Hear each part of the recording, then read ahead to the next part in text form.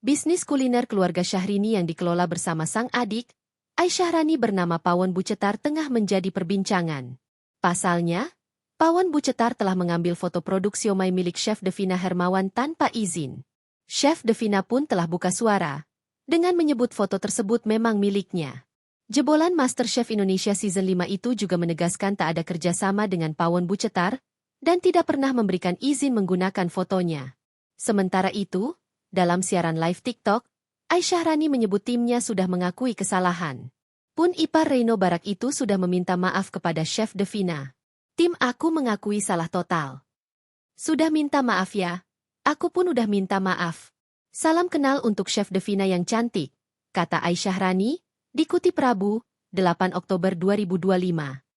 Kini, Aisyahrani berharap dapat bertemu langsung dengan Chef Devina. Ia meminta chef kelahiran Bandung, 11 November 1993 itu untuk datang ke Pawon Bucetar. Bahkan, Aisyahrani ingin mengajak Chef Devina mukbang di Pawon Bucetar.